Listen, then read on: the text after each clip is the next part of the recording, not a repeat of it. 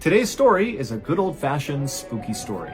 It's about a missing person in Taiwan, and it takes a totally bizarre turn, and I will say, probably most of you will get the biggest thrill out of the apartment scene. You'll know that scene when you get to it, and that's towards the end of the video. So make sure you stick around if you enjoy being spooked. But before we get into that story, if you're a fan of the strange, dark, and mysterious delivered in story format, then you come to the right place because that's all we do, and we upload once a week. So if that's of interest to you, the next time the like button is at work, sneak into their house and crawl into their bed, and then open up a Nature Valley crunchy granola bar and very sloppily eat it so crumbs go everywhere, and then without cleaning up, just pull the covers up and cover up your mess and leave. Also, please subscribe to our channel and turn on all notifications so you don't miss any of our weekly uploads. Okay, let's get into today's story.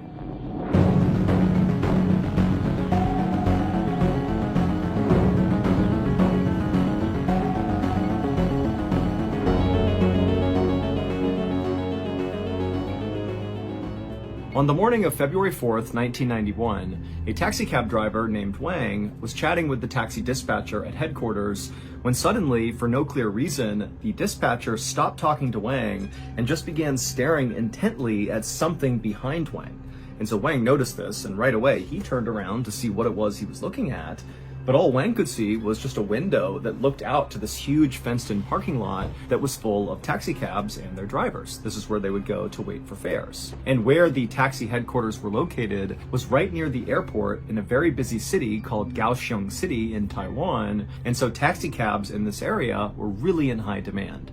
And so as Wang looked out at the very busy parking lot full of drivers talking to potential customers, to Wang, nothing seemed out of the ordinary. It was just a typical busy day. But when Wang kind of looked at the dispatcher like, I don't really see what you see, the dispatcher just raised his finger and kind of pointed in the direction that he was staring. And so Wang turned around again, and this time, when he looked in the direction the dispatcher was pointing, he could see immediately why the dispatcher was reacting the way he was. Because the dispatcher was pointing at one of their colleagues, so another taxi driver, whose name was Leo Shui Chung, and as Wang looked out at him, he saw Leo was sprinting across this very busy parking lot full of all these cabs and drivers and customers, and Leo was clutching this big golden statue of Buddha in his arms as he ran. And so Wang and the dispatcher watched Leo, and what he did is he kept running all the way across the lot until he got to his taxi cab, at which point he practically dove inside of it. He slammed the door, locked every door, and then began looking around frantically like he was expecting someone to show up who had been chasing him or something. But there was nobody around his car, and Wang and the dispatcher kind of scanned the parking lot, and they didn't see anybody who seemed remotely interested in Leo. And so Wang and the dispatcher continued to watch Leo from the window, and they saw eventually Leo stopped kind of scanning around for other people, and at that point he took that golden statue of Buddha and he placed it up on the dash of his cab. And this was not the first Buddha statue that he had put up there. From Wang and the dispatcher's perspective, it looked like he had at least 2 or 3 that were right up there alongside this new one. And then after Leo placed this new golden statue, he sort of sat back in his chair, and from Wang and the dispatcher's perspective, it sort of looked like he had closed his eyes and was praying or mumbling something, but whatever he was doing, it just seemed kind of odd. And so eventually, Wang and the dispatcher stopped watching Leo, who still just continued to sit back in his chair and, mumble or pray or something. And then Wang and the dispatcher looked at each other and they exchanged very concerned looks, because they both knew, Leo was kind of a weird guy, but from his behavior today, it just seemed like, something must be wrong with Leo. There has to be some issue. So for context, Leo was this 35-year-old guy who lived alone, and he had this reputation of being very antisocial and kind of just rude. Like, he had terrible manners. But recently, Wang and the dispatcher and other taxi drivers who worked at this company had noticed that Leo's behavior had gone from being kind of awkward and antisocial to being kind of menacing, like not even including the weird behavior he was exhibiting now, just like in his day-to-day interactions with people. He was just really aggressive. Like, he always would tell his colleagues at the taxi company how much he hated stray cats and dogs.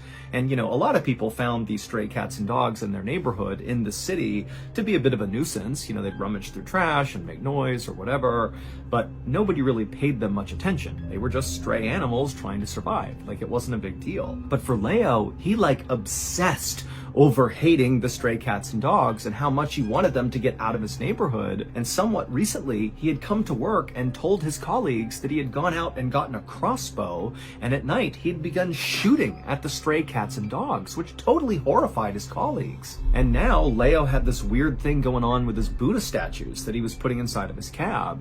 And also, in addition to those statues, he had begun putting on the windows inside of his cab these things called fulus, which are these little strips of yellow parchment paper that basically ward off evil spirits. And so Leo had basically transformed the interior of his cab into this sort of like weird shrine or temple. And in fact, Leo had put up so many of these fulus on the inside of the windows, and again, all those statues that sat on the dash, that when he drove, he could barely see because his view was totally obstructed. But despite everybody at the company seeing this totally weird behavior playing out with Leo, nobody went up to him and said, "Hey, what are you doing with these statues and pieces of paper? Like, what's going on here?" Because nobody wanted to interact with him. He seemed like kind of a menace, and so people just kind of let him do his thing. But now, as Wang and the dispatcher are watching Leo like run across the lot and act totally psychotic, they looked at each other and they were like, maybe we should do something. And so Wang volunteered to call the police, and as Wang turned to go walk out and make the call, he saw Leo peeling out of the parking lot, nearly smashing into cars and people, just driving like a total maniac. And so Leo really felt like, okay, yeah, this really is the time to step in. Someone's gonna get hurt here. The following day, Wang would contact his friend in the police department, and he would explain what was going on with Leo. And to Wang's surprise, his friend told him that actually the police were well aware of Leo. And that was because not all that long ago, Leo was actually a suspect in a murder case. So about 10 months earlier, in April of 1990, a 23-year-old woman from Japan named Mariko Iguchi had visited Taiwan on vacation, and during this vacation, she had gone missing. Now, at the time, the Taiwanese economy really relied heavily on Japanese tourism, and so Taiwan really aggressively marketed to Japan to, come visit, come on vacation here. And so it was pretty common for Japanese college students to visit Taiwan on vacation to celebrate things like a graduation or a birthday party.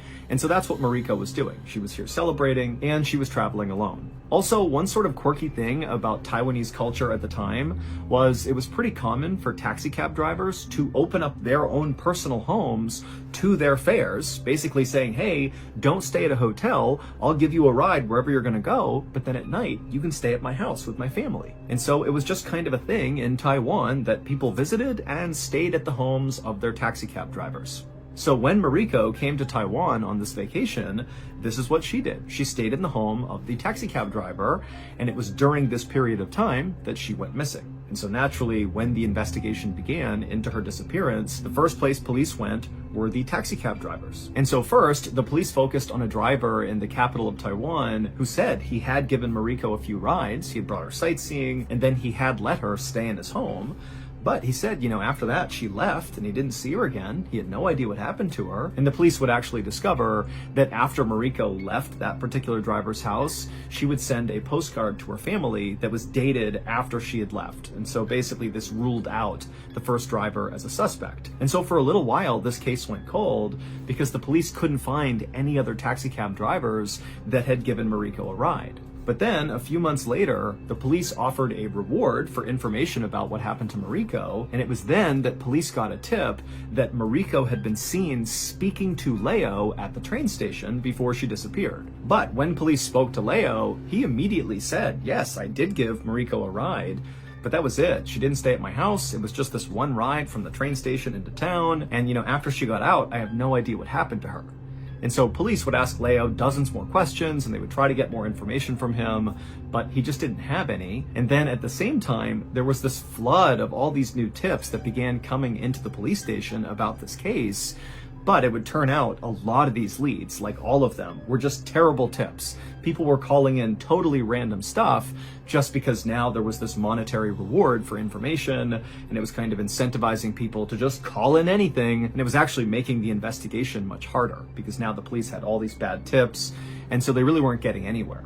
But despite the slow progress the police were making in this case had really been elevated and become like a huge international news story, and lots of people all over the world were following it. And during this time, when all these people are tuned in to this case, really weird things began happening surrounding this case. People in the city began receiving all these strange phone calls from this kind of frantic woman speaking Japanese. And in Taiwan, people predominantly speak Taiwanese and Mandarin, not Japanese. So this is a weird phone call to be getting in Taiwan. And also at this time, you need to remember that Mariko's disappearance was kind of all over the news. And so to get these weird calls from a woman speaking Japanese who sounds totally frantic, it made people in the city believe that it was Mariko placing these strange phone calls.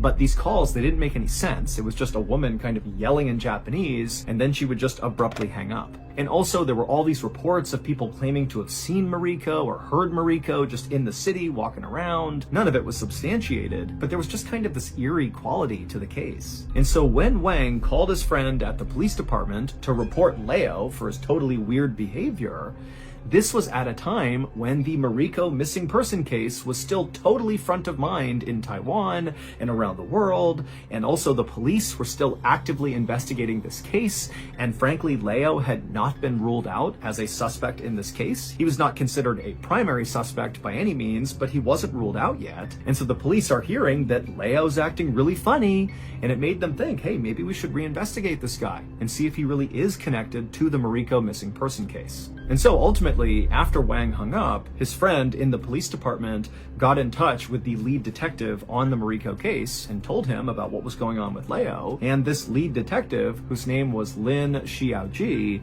decided he would just put Leo under surveillance to see what he was doing.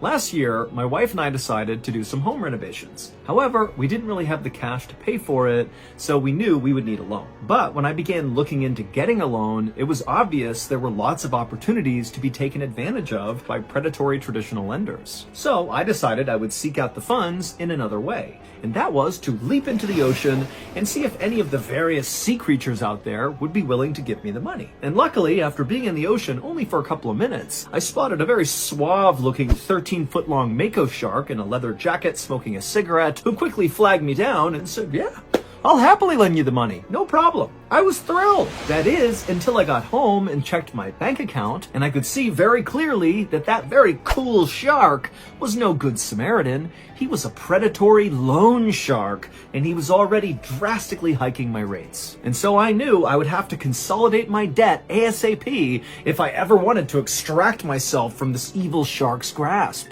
And that's when I found PDS Debt. PDS Debt provides options that consolidate your debts into one low monthly payment. They're also a top-rated company on Google, and they have an A+ rating on the Better Business Bureau. PDS Debt has customized options for anyone struggling with credit cards, personal loans, collections, or medical bills. It'll help you save thousands of dollars in interest and fees, and it'll help you pay off your debt in a fraction of the time. PDS Debt is offering a free debt assessment. It only takes 30 seconds. All you gotta do is head over to pdsdebt.com/Mr. Ballen to get your free debt analysis today.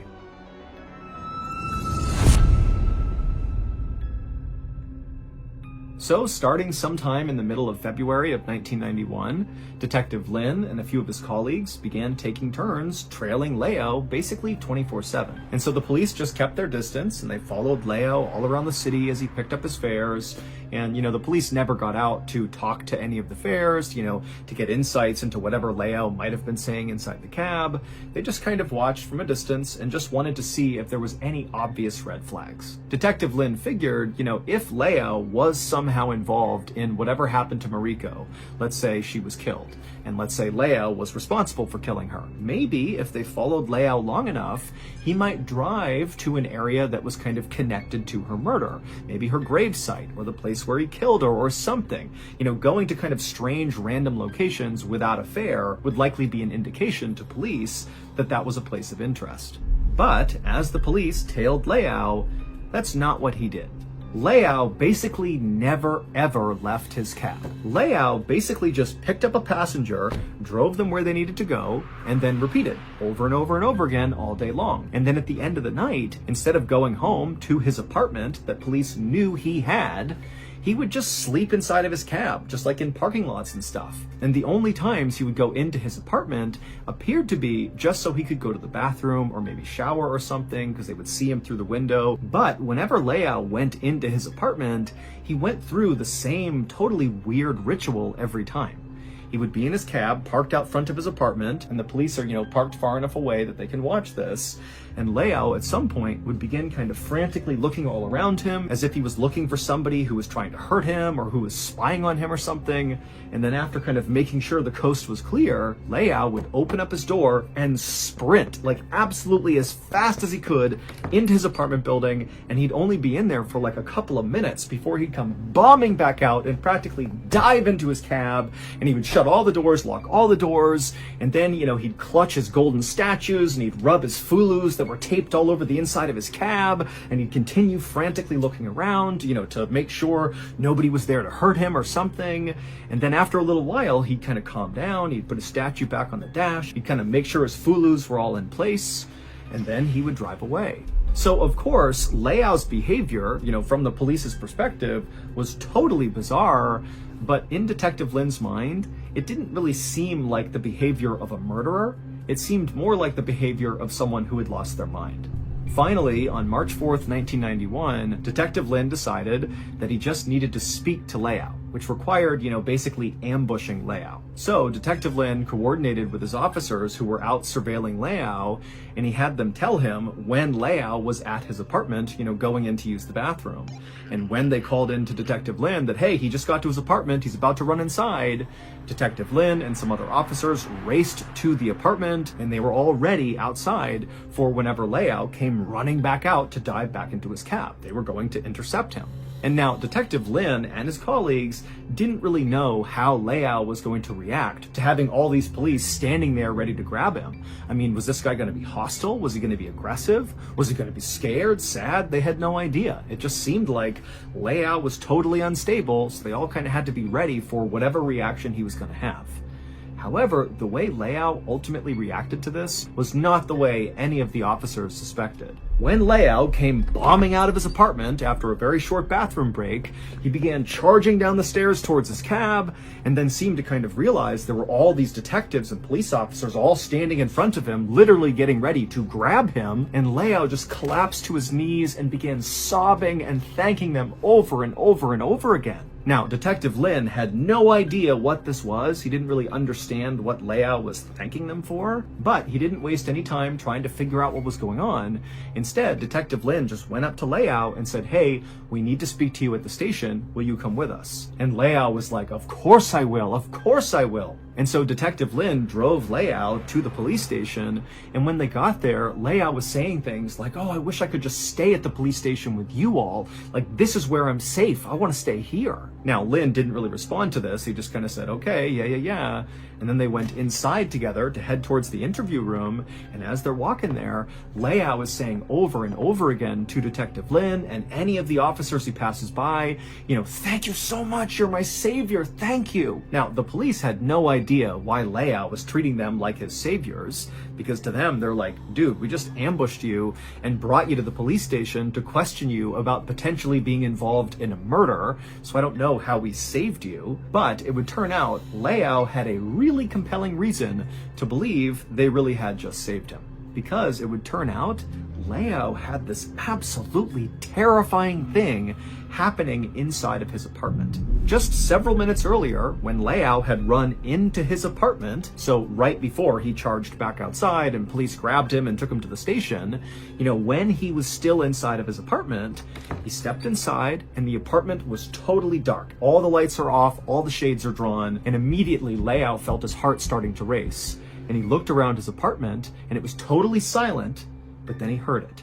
He could hear on the far side of his apartment, in a room that he couldn't quite see into, the sound of breathing. But Leao lives alone. There shouldn't be anybody here. He has no pets, there's nobody here, but he hears breathing in another room. But Leao knew there was nothing he could do. The only thing he could do was just try to get in there, go to the bathroom, and get out as quickly as possible. And so very slowly, Leao began kind of tiptoeing across the living room floor, kind of making sure to stay out of eyesight of the doorway that led into the room where the breathing was coming from. And as soon as he kind of got past an area where he could be seen from the doorway, he ran the rest of the way down the hallway. He cut into the bathroom and shut the door and locked it. And then as quickly as he could, he did his business. He used a washcloth to clean himself because he didn't have time to take a shower because of what was going on inside of his apartment.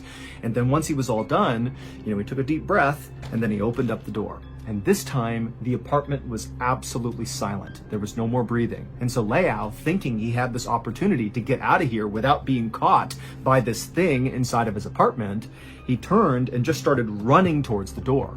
And as soon as he did, he began to hear a voice, a hoarse female voice, screaming at him from the other side of his apartment, screeching, "Why? Why? Why?" And as Leao is just about to get to the door, he turns and he sees Mariko, the missing woman, running with her hair all knotted and matted, hanging over her face, sprinting towards him from that back room. And Leao, he only managed to barely get out of his apartment and shut it and lock it before she ran into the door. And then it went silent again. This is why Leao was acting totally crazy, because he was terrified of what he believed was like this demonic entity inside of his apartment. He didn't think that was a real person. He thought it was like the spirit of Mariko or something, and she was haunting him. And so he had no idea what to do. He didn't know who to tell, and he just began living out of his cab instead of dealing with whatever was going on in his apartment. And so when Leao charged outside after this latest encounter with Mariko, he sees the police, and Leao is just overwhelmed with relief. Hopefully, he's thinking they can get rid of her and his life can go back to normal. But as overjoyed as Leao appeared to be, and now having the police on his side, finally being able to deal with whatever was going on, when push came to shove, Leao actually did not feel comfortable immediately giving up details of whatever was going on with Mariko inside of his apartment. But as Leao was brought by Detective Lin to the police station to tell them what was going on with how Mariko was in his apartment and she was haunting him, it seemed like it was the ghost of her or something. As Leao was having that conversation, other police officers were sent to Leao's apartment to go see if maybe Mariko really was in his apartment. Maybe that's where she had been this whole time. Maybe she broke into this guy's apartment and was just squatting there and harassing him, and that was the mystery. That's where she's been. But when police went into Leao's apartment, there was no sign whatsoever that anybody else besides Leao was living in that apartment. There was no sign of a break-in. There was nothing. It was just Leao's apartment. And so this made police really suspicious of Leao because his story was so outrageous, and also he's talking about a person who's actively missing, Mariko. And so the police really pressured Leao to, come forward, give us more information. Why did you say this is Mariko in your apartment? Because there's nobody in your apartment. Tell us what's going on here. And so finally, after 4 days of intense questioning of Leao did finally admit to police that there was more to this story. It would turn out Leao really did pick Mariko up at the train station when she arrived in Taiwan for her vacation. So he did give her a ride, just like he said he had. But Leao had lied about what happened after that. It would turn out, after giving her this ride, Leao stayed with Mariko and they went sightseeing together, and then Leao invited Mariko to stay with him at his apartment, which again was customary in Taiwan. And so Mariko said yes, and she went to his apartment in the evening, and while they were there, Leao did proposition Mariko, and she rejected him. And at first, Leao just let it go, but then after Mariko fell asleep that night, he got his crossbow that he used to shoot dogs and cats, and he went into her room and he shot her 4 times with the crossbow and then cut her head off.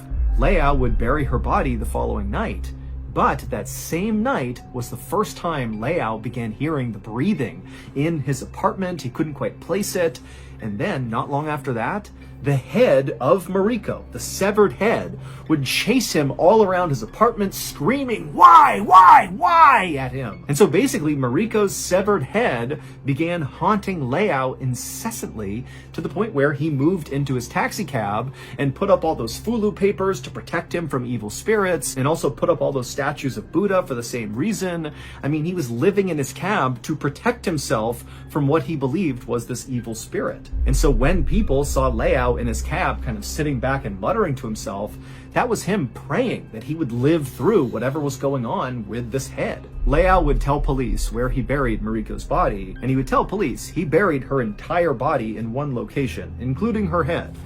But when police dug her up, it was only her lower half. Her head was missing. Leao was convicted of murder, and to this day, he is still in prison. Many people in Taiwan believe that, this case was ultimately solved because of Mariko's spirit, that she played a big role. Her head haunting Leao is what drove him crazy to the point where he admitted to police what he did. And then also, people in Taiwan think all those strange phone calls they were getting from that woman who was speaking Japanese and acting frantic and then hanging up, they say that was Mariko's spirit too, that was maybe one of her attempts just to keep people engaged with the story so that it wouldn't fade and become a cold case. And in fact, even some of the police, including Detective Lin, say they do believe Mariko's spirit played a role. And in fact, Detective Lin said at one point when he was inside of Leao's apartment, he was by himself and he felt someone push him on the back. And when he turned around, there was nobody there. And so he was convinced that Mariko's spirit was inhabiting that apartment.